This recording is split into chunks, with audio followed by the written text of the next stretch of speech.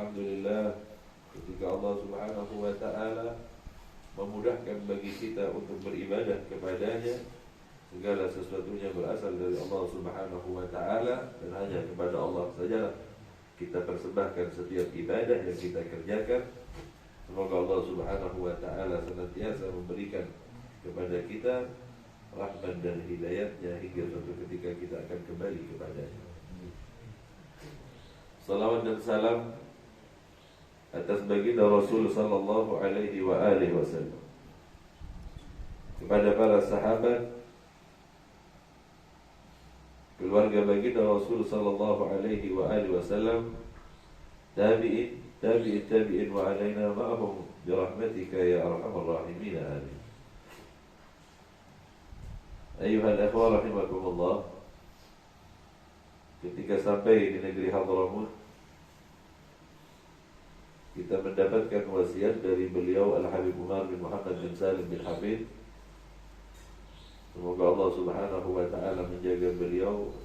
Semoga Allah Subhanahu wa ta'ala panjangkan umur beliau dan berikan kesehatan kepada beliau. Amin Allahumma. Beliau berwasiat kepada kita untuk kemudian membaca kitab di antara kitab yang dikarang oleh Imamul Haddad yang disebut dengan Adab Sulukil Murid. Beliau berwasiat untuk kita membaca kitab ini. Hadirin hadirat akhwat yang dimuliakan oleh Allah, kitab ini dikarang oleh Imamul Haddad, salah seorang di antara mereka orang-orang yang memiliki kedudukan yang tinggi di sisi Allah Subhanahu wa ta'ala. Beliau Imamul Haddad adalah orang yang menjadi khalifah di antara mereka orang-orang yang menggantikan guru-gurunya hingga sampailah kepada kita yang hendak mengambil kemudahan dari apa yang beliau sampaikan dari perjalanan beliau menuju kepada Allah Subhanahu wa ta'ala. Imamul Haddad, jika kita lihat di dalam silsilah kita, di dalam silsilah tariqah Alawiyah Naqsyabandiyah, maka kita akan melihat bahwa beliau adalah orang yang kalau kita hitung dari Al-Habib Umar bin Muhammad bin Salim bin Hafid, Al-Habib Umar berguru kepada Al-Habib Muhammad bin Alwi bin Syahab. Al-Habib Alwi bin Syahab, Muhammad bin Alwi bin Syahab berguru kepada ayahnya Al-Habib Alwi bin Syahab. Habib Alwi berguru kepada gurunya Habib Ali bin Muhammad Al-Habsyi. Tidak ada yang hafal kalau istilahnya.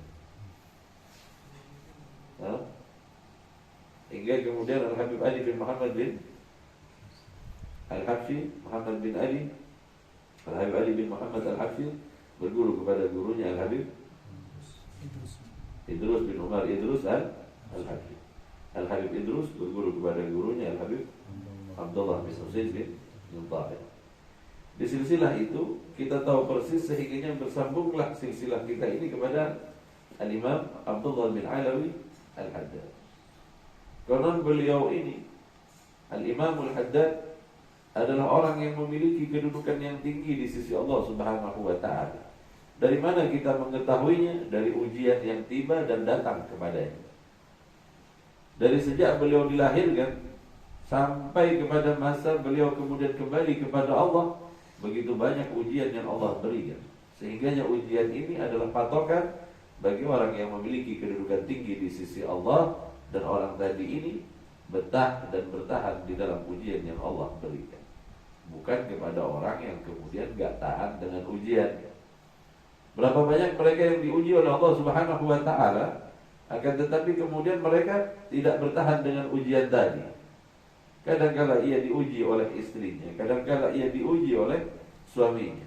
Bagi mereka orang-orang yang tak mau kepada ujian Allah, yang kemudian diangkat derajatnya oleh Allah Subhanahu wa ta'ala karena ia menyerah, maka kemudian kedudukan itu tak diberikan kepadanya karena ia tak mau bersabar di dalam menjalankan apa yang telah Allah ujikan kepadanya. Hadirin-hadirat yang dimuliakan oleh Allah, sejak lahirnya Imamul Haddad telah Allah uji dengan ujian yang banyak, yang sehingganya taulah kita bahwa beliau adalah orang yang memiliki kedudukan yang tinggi di sisi Allah Subhanahu wa ta'ala. Sehingganya beliau Al-Habib Umar mewasiatkan kepada kita untuk membaca kitab di antara kitab yang beliau karang, yang kita kenal sekarang ini, yang kita punya bukunya sebagian di antara kita dikenal dengan sebutan Adab Sulukil Murid. Adab adalah tata cara. Sulukil murid, suluk orang yang berjalan. Al-murid orang yang memiliki keinginan. Kadang-kadang seseorang itu hanya memiliki keinginan tetapi tak mau berjalan. Kadang-kadang ada orang yang berjalan tetapi ia tak menentukan arah tujuannya.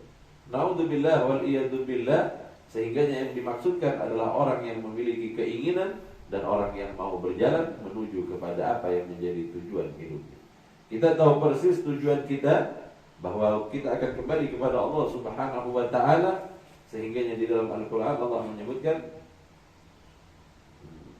afahasibtum annama khalaqnakum abada.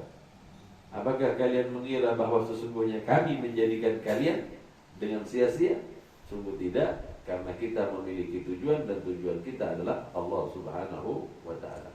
Afahasibtum annama khalaqnakum abada wa annakum ilaina la turja'un. Sungguh kepada kami kalian harus kembali. Allah jadikan kita, maka kepadanya kita akan kembali. Ketika kita akan kembali kepada Allah, adakah keinginan di dalam hati kita untuk kembali kepada Allah? Jika ada keinginan untuk kembali kepada Allah, maukah kita berjalan menuju kepada Allah? Beberapa orang di antara kita tahu persis bahwa tempat kembali kita adalah Allah, akan tetapi mereka tak mau menjalankan apa yang menjadi perintah Allah Subhanahu wa ta'ala. Sebagian di antara mereka tahu bahwa mereka adalah bertujuan kepada Allah Subhanahu wa ta'ala, akan tetapi enggak mau menjalani apa yang menjadi perintah Allah. Sebagian di antara mereka berjalan tetapi tak memiliki pembimbing untuk menuju kepada Allah Subhanahu wa ta'ala. Naudzubillah wal iyadzubillah. Maka yang diinginkan adalah orang yang memiliki keinginan dan ia menentukan tujuannya adalah Allah. Kemudian dibimbing oleh seorang guru untuk sampai kepada Allah Subhanahu wa ta'ala. Bentuk bimbingan Imamul Haddad kepada kita saat ini adalah di mana beliau mencatat segalanya di dalam kitab beliau yang kemudian dikenal dengan Adab Sulukil Murid. Ini maksudnya untuk orang-orang yang mau kembali kepada Allah, untuk orang-orang yang berkeinginan kembali kepada Allah dan mau berjalan menempuh kembali kepada Allah Subhanahu wa ta'ala dengan adab. Karena tanpa adab segala sesuatunya menjadi kurang nilai. Dalam sebuah kaidah disebutkan likulli syai'in adab. Segala sesuatu memiliki adab. Jika kurang adabnya, maka kurang sempurnalah apa yang akan kita dapatkan di dalam apa-apa yang kita kerjakan. Ada orang yang melakukan ibadah salat umpamanya, dia menggunakan pakaian yang seadanya, sah salatnya, tetapi adabnya kurang. Mengapa ketika ia harus berhadapan dengan seorang pejabat ia menggunakan pakaian yang baik, akan tetapi ketika berhadapan dengan Allah ia hanya menggunakan pakaian seadanya? Ini adab namanya. Ketika adab tidak dijalankan, maka tidaklah sempurna walaupun syarat dan rukunnya telah ada. Wudu dia. Rukunnya semuanya dikerjakan, dari takbiratul ihram sampai salam dia kerjakan. Tetapi yang jadi masalah, dia sholat hanya pakai kaos oblong, dapat bagian dari partai lagi. Nah, digunakan sholat. Hendaklah engkau persiapkan betul pakaian sholat ketika akan menghadap kepada Allah Subhanahu wa ta'ala. Jadi kalau kita sadar betul bahwa kita mau menghadap kepada Allah, kira-kira kita mau pakai yang seadanya? Tidak. Kita akan pilih yang terbaik di antara pakaian kita, karena kita akan berhadapan dengan Zat yang maha segala. Ada bupati aja itu udah rapi, pakai baju batik, pakai segala sesuatunya untuk menghadap seorang yang memiliki jabatan yang hanya menguasai sebuah kabupaten saja. Lalu bagaimana jika kita hendak menghadap kepada Allah Subhanahu wa ta'ala? Maka ini adab namanya. Ketika adab digunakan di dalam ibadah, semakin sempurnalah ibadah yang dikerjakan oleh seorang hamba, karena ia menghadap kepada Allah Subhanahu wa ta'ala sesuai dengan apa yang telah diajarkan oleh baginda Rasul sallallahu alaihi wasallam. Imam Al-Haddad memulai kitabnya dengan Bismillahirrahmanirrahim. Beliau sebagai ulama yang berasal dari negeri Hadramut tidaklah mengarang kitab kecuali menjadikan Al-Quranul Karim sebagai tolak ukur. Itu sebab mereka biasanya mendahulukan Bismillahirrahmanirrahim sebagaimana di dalam keyakinan mereka orang-orang yang bermadhab Syafi'i, bahwa segala sesuatunya di dalam Al-Quran dimulai oleh Bismillahirrahmanirrahim. Sehingganya kalau kita perhatikan betul, di dalam ayat-ayat Al-Quran, di dalam surat-surat di dalam Al-Quranul Karim, semuanya itu dimulai oleh Bismillahirrahmanirrahim kecuali surat At-Taubah. Dalam keyakinan madhab Syafi'i, bahwa Bismillahirrahmanirrahim adalah pembuka di dalam setiap surat yang ada di dalam Al-Quranul Karim. Kalau kita lihat Mushaf Utsmani, di situ pasti dimulai dengan Bismillahirrahmanirrahim kecuali surat At-Taubah. Karena itu tidak disunnahkan membaca Bismillah di situ.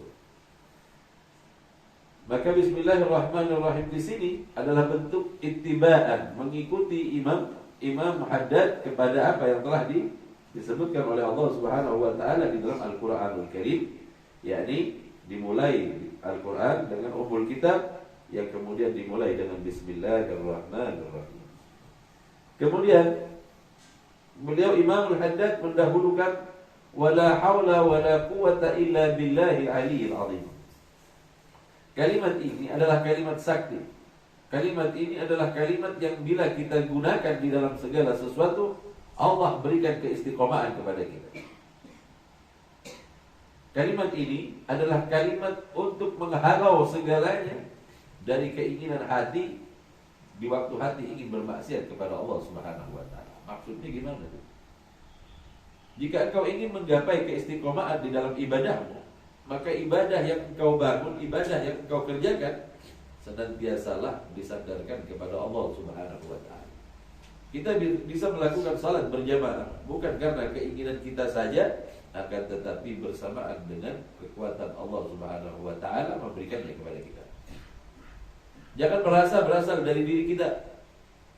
Jika ibadah yang kita kerjakan kita anggap keluarnya adalah dari diri kita sendiri, kita bisa melakukan salat karena diri kita sendiri. Kita bisa berpuasa karena dari kita sendiri. Tidak, demi Allah, tidak. Segala sesuatunya Allah yang menggerakkan dan kembali kepada Allah Subhanahu wa taala segala kebaikan. Jika kita sadar bahwa setiap ibadah yang kita kerjakan bukan karena keinginan diri, tetapi karena Allah yang menginginkan kita, maka kalimat la haula wala quwata illa billah ini akan menghasilkan keistiqomahan di dalam setiap apa yang kita kerjakan. Kadang-kala hilang keistiqomahan saya di dalam sholat malam. Apa masalahnya? Hilangnya keistiqomahan di dalam sholat malam itu karena kita menganggap bahwa kita bisa melakukan sholat malam itu karena apa? Karena kita sendiri. Salah besar. Kalau Allah tidak bangunkan kita, apa yang terjadi kepada kita? Kita akan ketinggalan di dalam melakukan sholat malam. Allah yang bangunkan kita, Allah juga yang memberikan kesehatan kepada kita, Allah yang menggerakkan hati kita. Hati kita lah yang kemudian oleh Allah Subhanahu wa taala diilhamkan untuk melakukan kebaikan. Itu sebab kalimat ini adalah kalimat sakti yang apabila engkau baca ini, maka Allah Subhanahu wa taala berikan kekuatan kepadamu untuk melakukan ibadah. Tengah malam kita tiba-tiba bangun mau sholat malas, betul. Mau baca Al-Quran malas, betul. Maka lafazkan kalimat ini, la haula wala quwata illa billahil aliyyil azim. Maka Allah akan berikan kekuatan kepada kita untuk tapi terus disambung, jangan kemudian tarik selimut, tidur lagi. Inilah yang kemudian apa? Jika ibadah yang engkau bangun, engkau sadar betul bahwa itu berasal dari Allah, Allah akan berikan keistiqomahan di dalam mengerjakannya mengerjakan setiap ibadah yang Allah wajibkan kepada kita. Kalau kita sadar bahwa kekuatan itu bukan berasal dari diri kita. Ini kalimat wala haula wala quwata illa billahil aliyyil azim. Diiringi di dalam setiap ibadah yang kita kerjakan. Habis salat malam kita baca apa? Wala haula wala quwata illa billah. Kalau bukan karena Allah Subhanahu wa taala. Suatu ketika kemudian kita melakukan ibadah ke negeri Makkah. Kita melakukan ibadah yang namanya umrah. Berdiri kita di tempat yang penuh dengan ampunan Allah, berdiri kita di tempat yang mustajab. Jangan mengatakan kalau kena uang, kalau nggak punya uang, saya nggak sampai di sini. Bukan. Jika Allah tak mengizinkanmu, kau tidak akan pernah ada di tempat itu. Sehingga ketika kita berdiri di tempat-tempat yang mustajab seperti itu, sadarlah kita, ya Allah, hamba-Mu yang hina ini masih dapat kesempatan untuk berdiri di tempat mulia ini untuk mendapatkan maghfirah dan ampunan. Seharusnya itu. Karena apa? Segala sesuatunya berasal dari Allah Subhanahu wa ta'ala. Jika kau kerjakan sedemikian, maka Allah berikan keistiqomahan kepadamu di dalam setiap ibadah yang kita kerjakan. Kemudian apa kata Imamul Haddad? Alhamdulillahilladzi yakdhifu idza syaa'. Itu ada maknanya di sebelahnya. Segala puji bagi Allah yang melemparkan keinginan. Allah Subhanahu wa ta'ala melemparkan keinginan di dalam hati kita. Sadar gak sadar, kadang-kadang datang keinginan di dalam hati kita untuk melakukan sesuatu. Suatu ketika datang sesuatu di dalam hati kita untuk bertakarub kepada Allah dengan sebuah amal. Ya Allah, saya ingin sedekah di hari Jumat pagi. Dan mudahan Allah mudahkan bagi saya segala urusan saya. Saya mau keluarin 1 juta nih di pagi hari Jumat. Ini kalau nggak langsung dikerjakan, ditunda dikit aja, berubah, pulang dari pengajian udah semangat, keluarin sedekah. Keluar dari pengajian ini saya sedekah. Baru turun ngambil sandal, ingat, ya Allah, saya punya tanggungan hutang, berubah lagi. Tadinya 1 juta tinggal 500. Begitu sampai di rumah, anak ada keperluan, kasih anak semua, akhirnya gak jadi. Tak jadi deh 1 jutanya ya Allah, karena apa? Ada keperluan lain.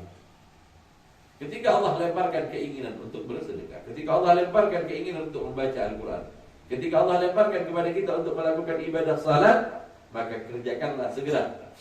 Jika engkau lambat, jika engkau telat di dalam apa yang telah Allah lemparkan kepadamu, apa yang Allah gerakkan kepadamu, ini kata sebagian ulama, ini apa yang Allah lemparkan oleh Allah dari nilai-nilai kebaikan dan ibadah, kan datang tuh kadang. Tiba-tiba suatu ketika gak ada sebab, gak ada pasal, ya Allah ingin baca Al-Quran. Tapi nanti setelah mandi saya mau baca Al-Quran. Ketika engkau menundanya, maka ketahuilah semakin jauh dari niatmu untuk melakukan ibadah. Ketika Allah melemparkannya, semakin engkau memanjang-manjangkan waktunya, menunda-nundanya, engkau tidak akan mendapatkan apa-apa kecuali apa? Hanya omongan aja tapi tidak terlaksana. Itu sebab jika terlempar di dalam hati kita untuk melakukan ibadah, ya Allah ingin sholat duha, langsung wudu aja. Kerjakan walaupun cuma 2 rakaat. Ya Allah ingin baca Al-Quran, baca walaupun hanya selembar. Paling tidak kita telah menyambut apa yang Allah lemparkan kepada kita, apa yang Allah berikan kepada kita. Jika engkau menyambutnya senantiasa, maka setiap saatnya engkau akan mendapat bimbingan dari Allah Subhanahu wa ta'ala. Kenapa sih, Bib? Malas betul saya ibadah. Karena berkali-kali Allah lemparkan keinginan di dalam hatimu, tetapi kita tidak menyambut. Jika tidak disambut oleh kita, ketahuilah, lambat laun, jarang ada panggilan dari Allah. Jarang ada apa yang datang kepada kita. Kalau di dalam bahasa tasawuf ini dikatakan sebagai khatir ilahiyah, lintasan-lintasan yang berasal dari Allah untuk melakukan ibadah kepada Allah. Khatir ilahiyah di dalam istilah tasawuf ini tidak Allah berikan kecuali kepada orang-orang yang memang dipilih oleh Allah untuk melakukan. Jadi kalau datang di dalam hati kita keinginan untuk salat duha, cepat-cepat wudu. Kalau kita nggak punya wudu, kemudian salat walau cuma dengan 2 rakaat.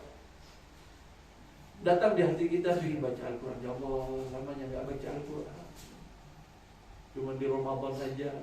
Itu pun bareng-bareng sama teman-teman semua. Belum pernah baca Al-Quran sendiri, ingin baca Al-Quran. Segeralah berwudu, kemudian ambil Al-Quranmu, bacalah walau hanya selembar sebagai bukti bahwa engkau menyambut apa yang berasal dari Allah Subhanahu wa ta'ala. Jika ini tidak disambut, semakin lama semakin hilang, semakin lama semakin jauh, dan semakin malaslah kita untuk melakukan ibadah kepada Allah. Itu sebab jika Allah lemparkan kepadamu, yaghdifu idza jaa fi qulubil muridin, di dalam hati orang yang ingin melakukan segala sesuatu, lau atal irada, keinginan untuk melakukan, kalau di sini diartikan melemparkan keinginan yang menggebu di hati murid bagi siapa yang dikehendakinya. maka langsung disambut. Jika nggak disambut sama kita, lama-kelamaan semakin jauh. Lalu bagaimana mereka para aulia ketika menyambut pemberian Allah Subhanahu wa Ta'ala? Ketika Allah lemparkan keinginan di dalam hati mereka untuk beribadah, mereka bersegera beribadah kepada Allah. Ketika dilemparkan di dalam hati seorang hambanya, orang yang aulia tadi, setiap kali mendapatkan hal itu dia langsung menyambutnya. Nah, jika kita seringkali menyambutnya, maka ia akan datang setiap saatnya kepada kita untuk melakukan ibadah kepada Allah Subhanahu wa Ta'ala. Coba hitung-hitung kepada diri kita. Berapa kali ya dalam sehari Allah memanggil? Berapa kali ya Allah Subhanahu wa Ta'ala melemparkan keinginan di dalam hati? Sebenarnya sering, hanya saja seringkali kita mengabaikan. Jika diabaikan terus-menerus, maka ketahuilah, semakin lama semakin jauh, semakin lama sinyalnya semakin gak jelas kepada kita. Kayak HP gak ada hubungan sama Allah Subhanahu wa Ta'ala, kayak HP yang gak ada jaringan. Naudzubillah wal iyadu billah. Fayuz'ijuhum ila suluki sabilis sa'adah, lalu menggugah. Apa yang Allah lemparkan tadi itu menggugah kepada seorang hamba untuk menuju jalan kebahagiaan, ila suluki sabilis sa'adah. Ketika digerakkan oleh Allah Subhanahu wa Ta'ala untuk melakukan perkara-perkara yang baik ini, kemudian disambutnya, semakin ia sering menyambutnya, maka pada setiap saatnya ia akan mendapatkan bimbingan dari Allah Subhanahu wa Ta'ala senantiasa. Tapi kalau sudah diabaikan sekali dua kali, alhamdulillah waliyadzubillah. Sama halnya dengan kita dapat hadiah dari satu orang, kemudian orang tadi itu kelihatan bahwa hadiah yang diberikan tadi itu bukannya digunakan, tetapi dibuang oleh bawah. Kira-kira mau ngasih lagi atau enggak? Kita dapat hadiah dari tetangga kita, kebetulan pakaian, karena pakaiannya kurang bagus, kita jadi geser ke bawahnya. Terus orang yang kasih hadiah itu datang ke rumah kita, kemudian lihat pakaian yang dikasih dijadikan keset, atau keset lah. Kira-kira kasih lagi kan? Ya Allah, dikasih baju, tahu-tahunya jadikan keset. Jika Allah melemparkan sesuatu kepada kita, kemudian kita tidak memberikan perhatian kepadanya, lambat laun hal ini akan berkurang. Lambat laun hal ini semakin jauh, dan kita tidak akan pernah merasakan lagi panggilan-panggilan ilahiyah di dalam hati kita untuk beribadah kepada Allah. Maka bersegeralah apa yang Allah lemparkan tadi kemudian menggugah mereka menuju jalan kebahagiaan. Apa itu? Itu adalah bagian dari iyal iman wal ibadah, keimanan dan keinginan orang untuk melakukan ibadah. Berarti hal-hal yang mengajak kita untuk melakukan ibadah, bukan maksiat. Jika maksiat datangnya dari siapa? Itu yang disebut dengan khatir asy-syaitani. Tiba-tiba saya ingin melakukan sesuatu yang diharamkan oleh Allah. Jika engkau sambut, senantiasa ia akan datang kepadamu. Bahkan bisa-bisa kita dikeloni sama syaitan tiap saat.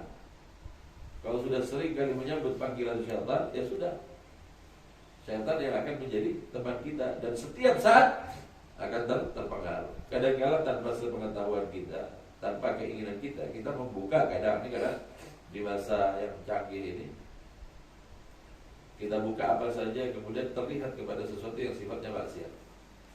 Tadinya sih mau dengerin ceramahnya si Ustadz siapa, tiba-tiba kok ada yang jauh lebih menarik nih, yang bersifat maksiat, diikutin sama kita. Jika terus-terusan begini, lambat laun niatnya bukan buat buka pengajian lagi, langsungnya dicarinya itu tadi. Kemana ya? Kemarin udah pernah lihat. Tapi jangan kemudian menjadi putus asa. Maka bersegeralah hal-hal yang kau lihat dari apa yang kau saksikan di dalam HP, di medsos yang kita miliki ini. Jika ia buruk, maka imbangilah dengan melihat hal-hal yang baik. Jika tidak, ia tidak akan pernah hilang dari mata kita. Jadi kalau udah habis melihat sesuatu yang diharamkan oleh Allah, maka pindahkan. Carilah hal-hal yang kemudian mengingatkan engkau kepada Allah. Itu sebab DP di depan HP kita itu paling gak guru kita. Kenapa? Agar senantiasa kita bersambung ketika melihat.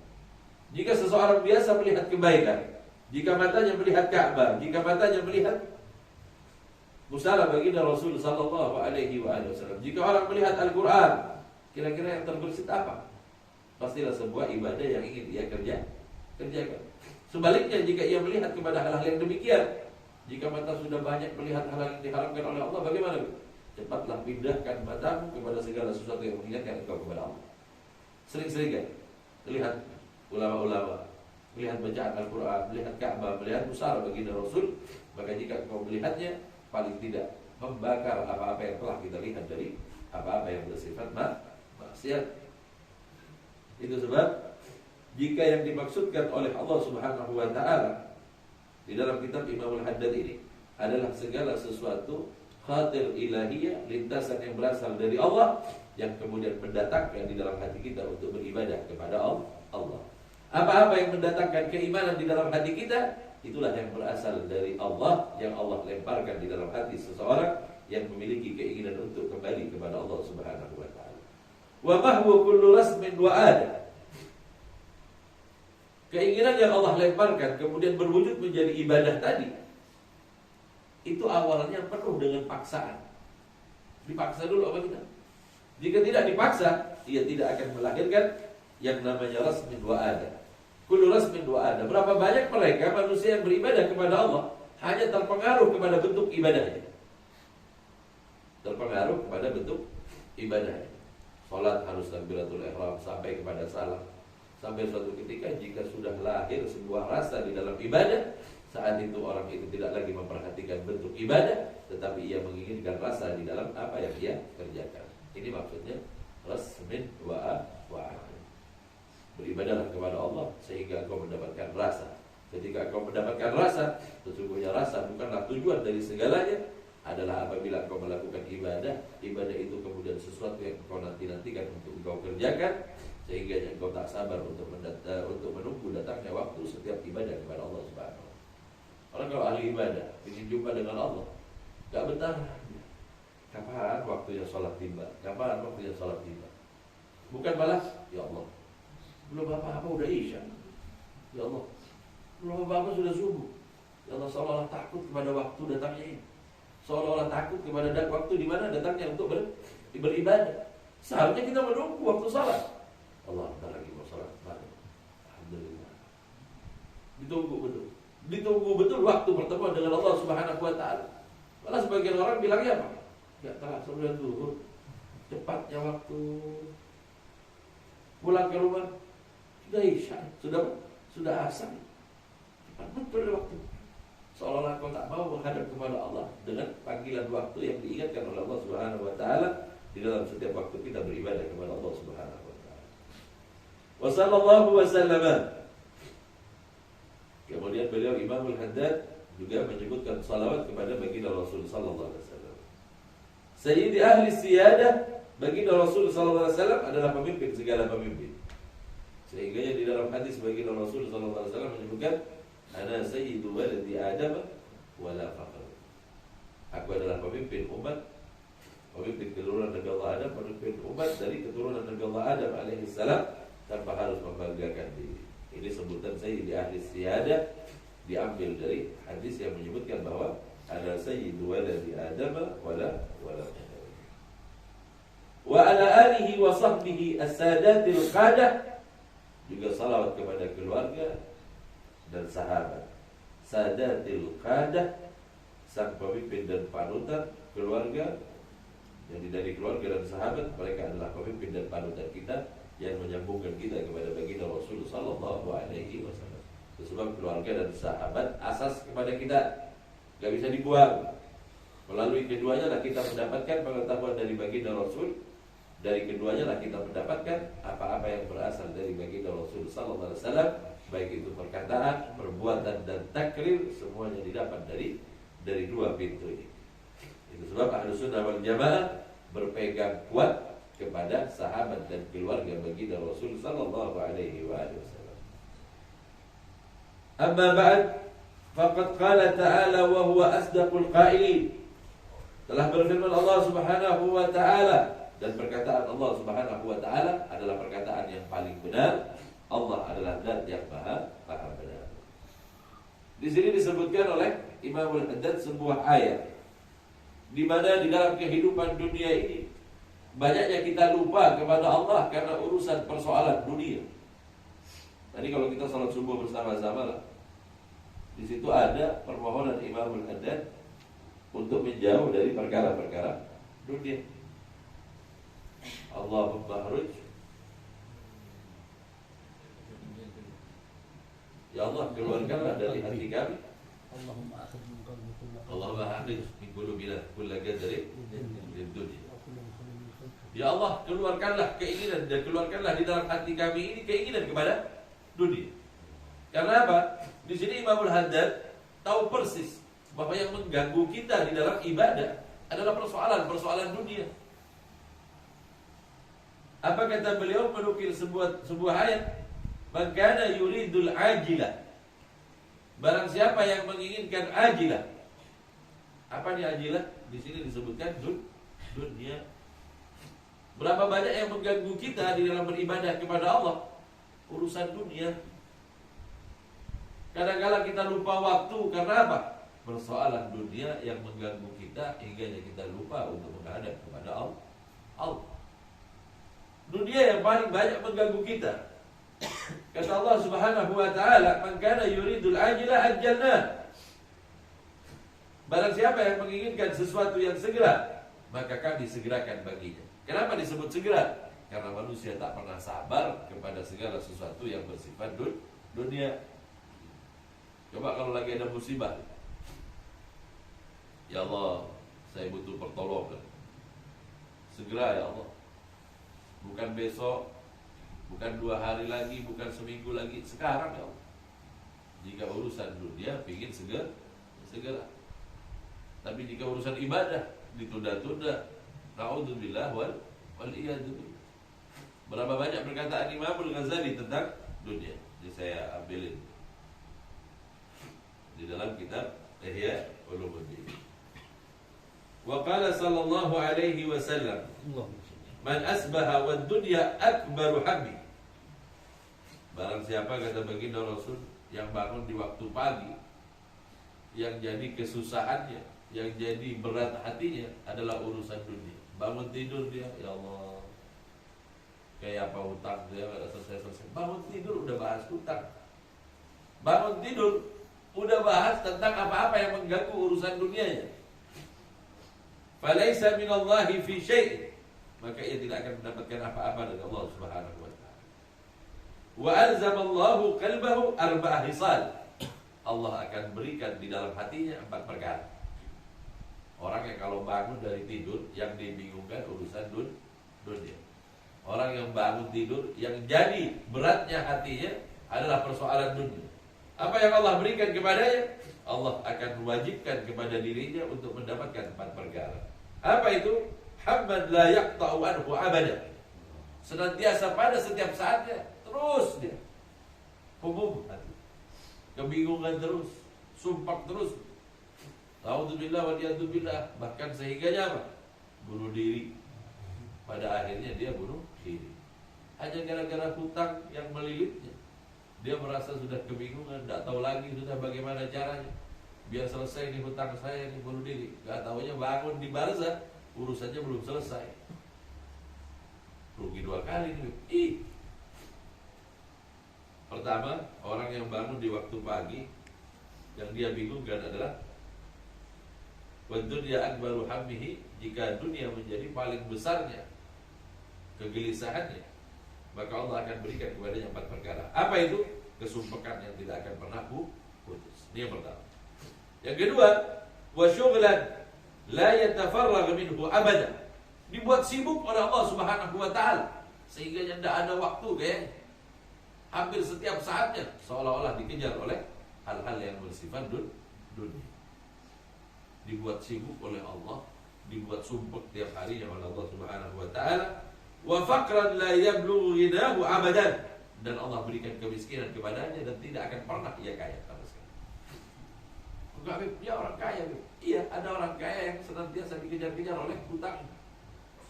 Jangan pikir karena dia kaya enggak punya masalah.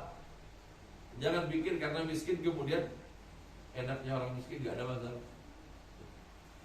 Kaya dan miskin itulah permasalahan yang ada. Kadang-kadang ibu-ibu doa sama Allah Ta'ala, ya Allah, gimana nih kehidupan saya ini, gak pernah kaya-kaya nih saya.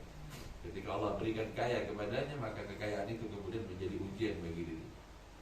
Ini bapak-bapak bu, kalau udah kaya bu, pikirannya macam-macam. Jadi jangan minta kaya, minta aja sama Allah Subhanahu Wa Taala agar dimudahkan segala urusan kita. Minta kaya, begitu kaya, suaminya kawin lagi, repot bu. Udah deh yang lain-lain aja, yang enak-enak aja, yang nggak berat-berat, lah. Apalagi yang ditimpakan selain miskin, gak pernah kaya-kaya. Maksudnya ini adalah senantiasa dia menjadi apa? Orang yang menumpuk-numpuk dunia seolah-olah kekurangan terus-menerus. Naudzubillah wa amalan la yablughu muntahahu abadan, dan keinginan yang tidak akan pernah tercapai. Keinginan yang tidak akan pernah tercapai. Kalau bangun di waktu pagi, yang menjadi pikirannya hanyalah dunia. 4 hal yang akan menimpanya: kesumpekan yang tidak akan pernah berhenti, kesibukan yang tidak akan pernah ada habis-habisnya, kemiskinan yang tidak akan pernah, kekurangan senantiasa dan dia tidak akan pernah merasa cukup, dan yang terakhir adalah setiap keinginan yang tidak akan pernah terpenuhi. Naudzubillah wal iyadzubillah. Ini urusan dunia nggak selesai-selesai. Padahal dunia ini ada batasnya. Sebentar dunia ini, tetapi akhirat adalah sesuatu yang panjang yang tidak memiliki akhir. Sebab jika hendak ditukar, jika hendak diganti, kita minta gimana nih?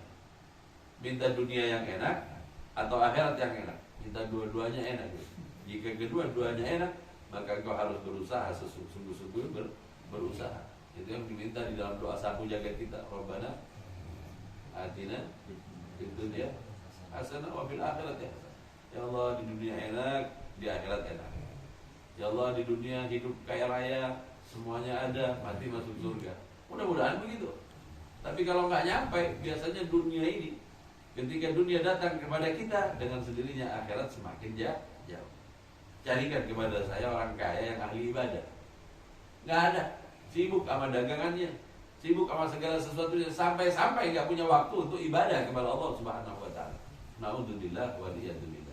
Jika sedikit demi sedikit Allah berikan kekayaan kepadamu dari dunia, maka perlahan demi perlahan engkau menjauh dari akhirat. Naudzubillah wal iyadu billah. Maka dunia bukan di hati kita tempatnya, tetapi di tangan kita. Jika Allah memintanya, kapan saja kita akan melepaskan. Tetapi jika kecintaan kepada dunia diletakkan di dalam hati, naudzubillah wal iyadu billah. Jika mereka menginginkan, barang siapa yang menginginkan sesuatu yang segera, maka kami segerakan baginya bagi siapa yang kami kehendaki. Jika kita menginginkan dunia, Allah berikan kepada kita dunia. Tapi ingat, ketika Allah segerakan segala sesuatunya itu apa? Tsumma ja'alna lahu jahannama yaslaha madhmuman madhura. Tapi ingat, jika aku berikan segala apa keinginanmu dari dunia, maka ketahuilah tempat kembali bagi kalian adalah neraka jahanam jika segala sesuatu yang kau inginkan adalah dunia. Oh, berarti kalau dunia ini membawa kita kepada neraka? Iya. Lalu bagaimana yang membawa kita kepada akhirat yang mana? Akan tetapi, wa man arada al-akhirah, barang siapa yang menginginkan akhirat, dia tahu persis dunia ini hanya sebentar. Ibarat kata, jika ia adalah orang musafir, maka ia melakukan perjalanan singgah sebentar. Dia harus melanjutkan perjalanannya. Ini dunia ini bukan tempat istirahat. Dunia ini bukan tempat kita kemudian santai-santai, bukan. Tempat di mana kita berusaha untuk perkara-perkara yang bersifat akhirat nantinya. Wa man arada al-akhirah wa sa'a laha sa'yaha, dan barang siapa yang menginginkan akhirat lalu menempuh jalan untuk menujunya, wa huwa mu'minun fa ulaika kana sa'yuhum mashkura, dan jika ia menempuh jalan untuk menujunya ke dalam akhirat dan dia beriman, maka itulah orang-orang yang usahanya disyukuri, yakni orang-orang yang akan mendapatkan keridhaan Allah. Maka ditawarkan di awal, sudah ditawarkan oleh Imam Haddad, ada 2 hal yang menjadi tujuan kalian. Apa itu? Duniakah atau akhirat yang kalian tuju? Karena apa? Kecintaan kepada dunia dan akhirat tidak pernah berkumpul di satu hati. Semakin hati berisi akhirat, maka semakin jauhlah dunia. Jika hati kita berisi dunia, maka semakin jauhlah akhirat. Gak mungkin dua-duanya ditaruh di dalam hati.